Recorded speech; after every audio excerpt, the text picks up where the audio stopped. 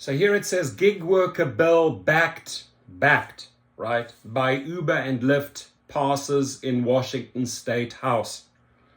Anytime a bill is introduced by Uber or Lyft or any other gig company, it is to the benefit of the company, right? So we need to learn from California what happened here.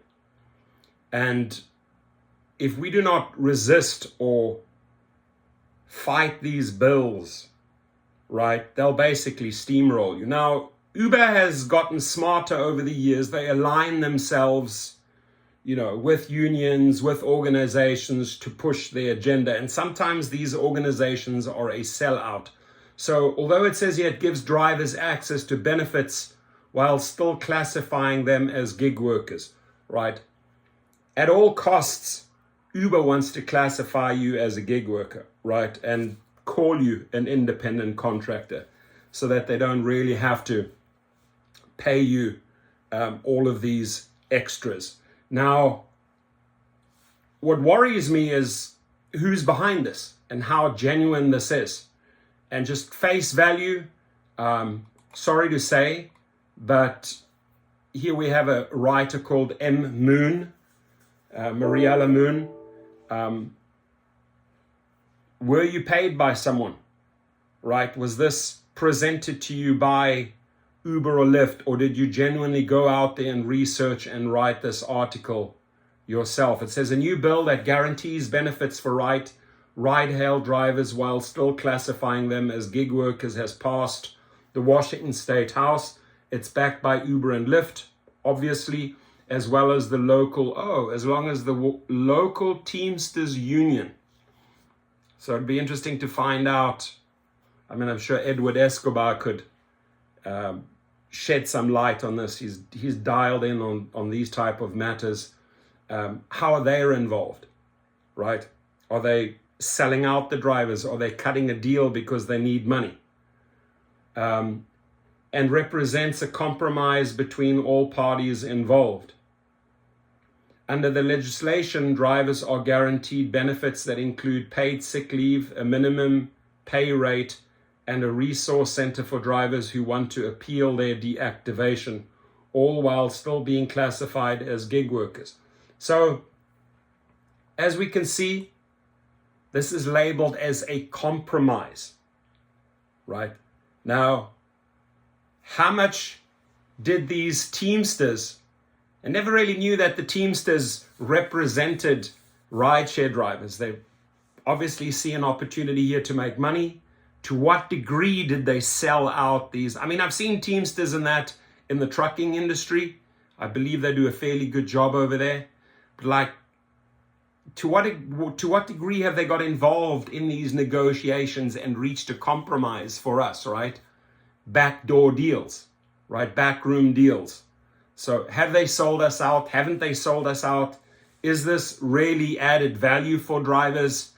It remains to be seen. But anytime there is a bill that's been introduced by Uber and Lyft, I will guarantee you it is to the benefit of Uber and Lyft only. So meanwhile, the companies can't set their workers' schedules under the legislation, and cities won't have the power to regulate ride-hailing firms. Oh, wow. So cities won't have the power to regulate ride-hailing firms, according to labor notes. The bill is getting mixed reception from drivers, with some arguing that the benefits may not be enough. I'm going to be careful here. This looks like a sellout, right? This looks like these local Teamsters may be selling out these drivers. Uber, Lyft, and other gig companies have long fought attempts to force them to classify their workers as employees, even spending hundreds of millions of dollars to ensure that's the case. In California, the companies spent over $200 million to campaign for Proposition 22, a ballot that overturns a local law that made drivers full employees. The companies prevailed, and the proposition passed with a decently wide margin. Peter Kuehl, president. Sorry, what happened here? I'm having issues. Oh, that looks like my class. a picture of my first year in school. How interesting is that? I don't know how that came up.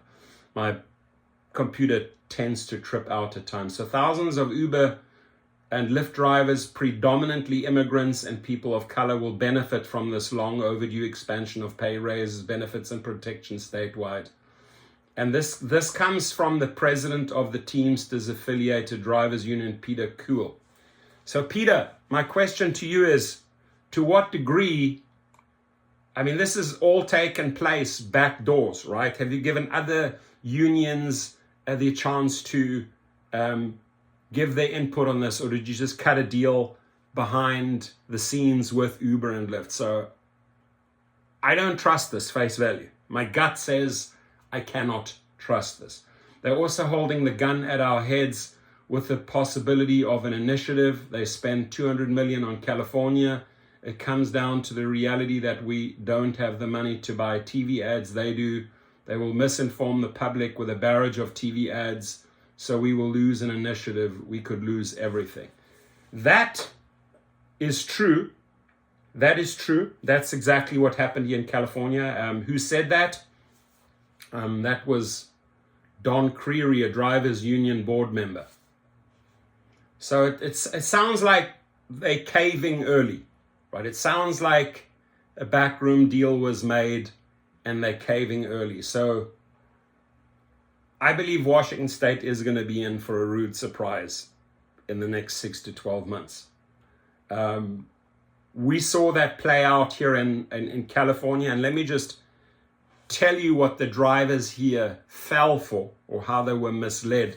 You know, we were promised to be independent and set our own rates, the multiplier.